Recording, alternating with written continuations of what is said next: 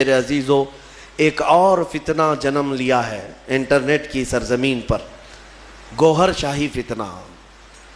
گوہر شاہی، لوگ اس کو دیکھ کر کے اس کی تعلیمات سے متاثر ہو جاتے ہیں۔ تصوف کی بڑی بڑی باتیں کرتا ہے ایک شخص اور لوگوں کو گمراہ کرتا ہے، کبھی نفس کی باتیں، کبھی نماز کی باتیں، کبھی معرفت کی، کبھی طریقت کی۔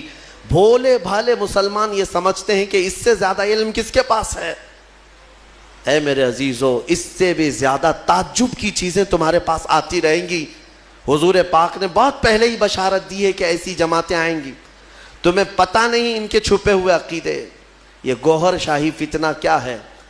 یہ اپنے ایک پیر کو مانتے ہیں جس کو یہ کہتے ہیں کہ وہ رب الارباب ہے، معاذ اللہ، یعنی تمام خداؤں کو بھی پالنے والا ہے۔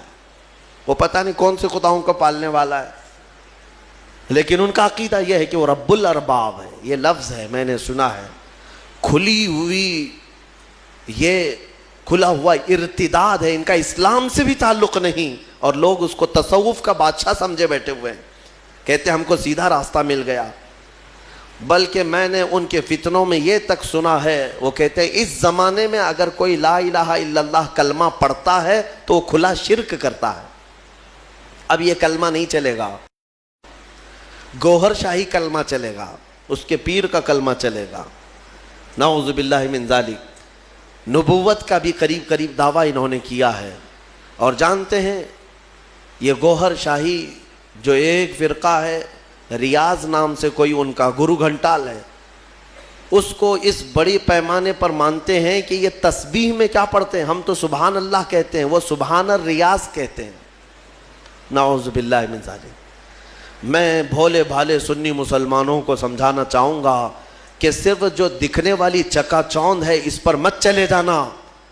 ان کا چھپا ہوا زہر اتنا خطرناک ہے کہ تم بے ایمان ہو جاؤ گے، کفر کی موت مر جاؤ گے، تمہیں پتہ بھی نہیں چلے گا۔ ہو سکتا ہے 90 باتیں ان کی اچھی لگتی ہوں، تصوف کی، طریقت کی، معرفت کی، لوگوں کو کا دل موہ لیتی ہیں باتیں، انسان کے اندر کی حقیقت بتا رہا ہے، انسان کے عروج و ارتقاء کی منزلیں بتا رہا ہے، انسان کے برزخی زندگی بتا رہا ہے، تو لوگوں کو نیا پن اچھا لگتا ہے، اٹریکٹ ہوتے ادھر چلے جاتے ہیں، لیکن تمہیں پتہ نہیں اس اٹریکشن میں آپ کب کے دین کھو بیٹھتے ہو، ایمان چلا جاتا ہے۔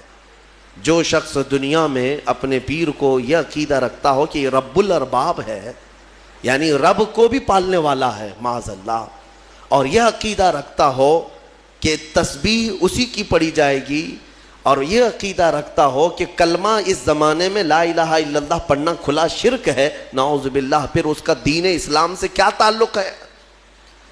یہ یہودیوں کے پالے ہوئے وہ لوگ ہیں جو اسلام کو پڑھتے ہیں اور اسلامی لباس پہن کر کے ہماری جماعتوں میں آتے ہیں۔